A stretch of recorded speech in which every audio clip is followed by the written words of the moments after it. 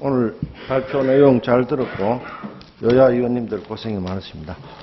우리 속담에 구슬이 서말이라도 껴야 법이라는 말이 있습니다.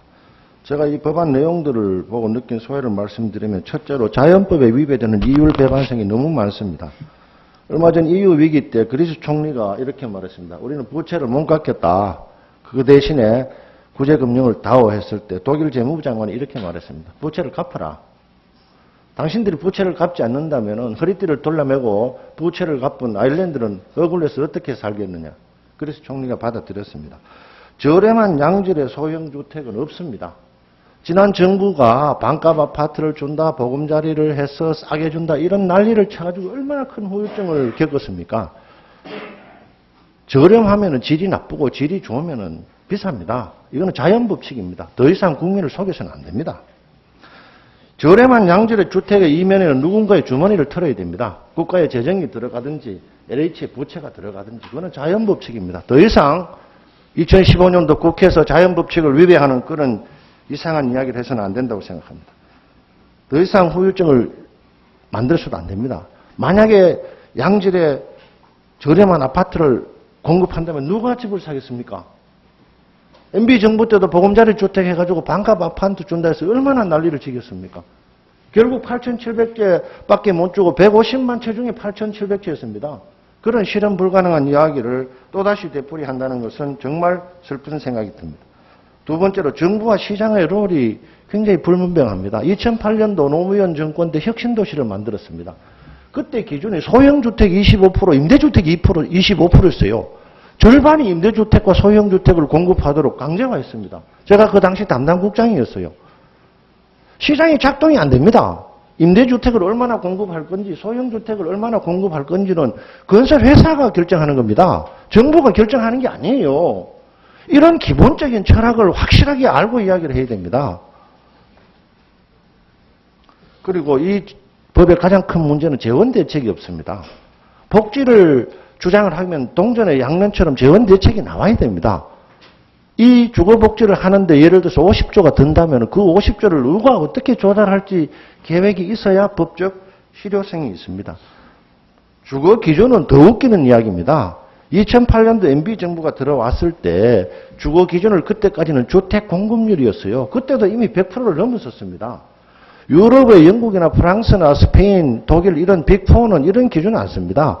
1인당 전용 면적이 얼마냐, 1000명당 가구수가 얼마냐 이 두 개 지표를 가지고 씁니다. 2008년도 기준으로 하면은 우리나라의 경우에는 유럽의 빅4에 대해서 반 정도밖에 안 됐습니다. 유럽은 인구 1000명당 450가구 내지 500가구가 있었고 그때 우리나라는 250가구가 있었습니다. 1인당 전용 면적도 똑같습니다. 더 재미있는 수치는 GDP도 똑같습니다. 소득이 올라가게 되면은 인구 1000명당 가구 수도 늘어나고 1인당 전용 면적도 커지게 됩니다. 주거복지 기준 만들 필요 없습니다. 소득이 증가되면 자동적으로 시장에서 주택 공급도 늘어나고 그 다음에 전용 면적도 늘어납니다. 그걸 정부가 국회가 강제화해서 어떻게 작동을 시키겠습니까? 2008년도에 리먼 브라더스 사태가 났을 때 미국의 프레디 맥이 붕괴가 돼서 미국 주택시장이 엉망이 되어버렸습니다. 그 당시 수많은 빚을 내가지고 집을 샀던 서민들이 200만 가구가 파산당해버렸습니다. 집을 다 잃어버렸습니다. 우리는 깊이 반성해야 됩니다. 지금 1060조가 넘는 가계부채 문제에 대해서 지금 현재 금리 보다가 만약에 1 내지 2%만 상승되더라도 이자 부담 비용이 1년에 20조예요.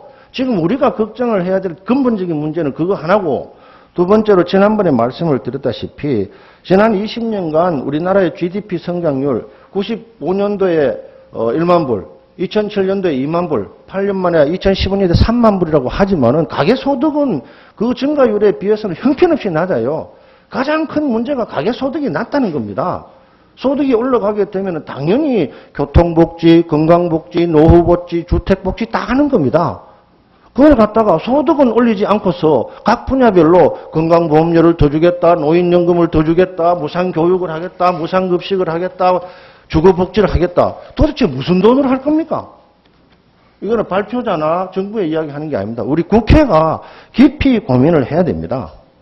우리가 가용한 자원이 어느 정도 되는지, 그 자원을 어느 분야에 디스트리뷰션 할 건지, 그건 의회의 결정 사항입니다. 그런 기본적인 패러다임에 벗어나는 기본법이라는 거는요, 행정법은 다 특수법입니다. 기본법은 민법과 상법이 있습니다. 우리나라 육법 전사라는 육법이 기본법입니다. 나머지는 다 개별법이고 특수법이고 행정법이에요. 90년대 이후에 행정부에서 전 분야가 다 기본법을 만들었습니다. 교통기본법, 철도기본법, 도시기본법. 기본법이 뭡니까? 여기서 지금 말하는 분쟁 문제라든지 책임 문제, 이거는 민법에 다 정해져 있습니다. 민법 2조에 신의성실의 법칙과 권력 남용이 금지되어 있잖아요. 그러면 그걸 주거복지법에 예를 들어서 집을 전세 주는 사람과 전세를 얻는 사람이 전세 금약이라든지 아니면 기간에 대해서 불공정하다 말다를 여기에 담을 수 있습니까?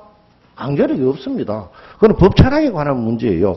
그렇기 때문에 우리가 의식지 중에서 대한민국 국민들이 가장 고통 겪는 것이 주거비하고 교육비라고 합니다.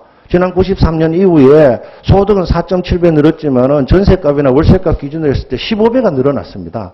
이 문제를 해결하는 유일한 방법은 소득을 증가시켜주는 거예요. 소득을 증가시켜주지 않고 주거 기준을 높이고 임대주택 비율을 늘리고 소형주택 비율을 늘린다 한들 그게 시장에서 작동이 되겠습니까? 훨씬 더 깊은 성찰과 시장에서 작동이 될 수 있는 그런 주거 관련 법안이 만들어지기를 기대합니다. 이상.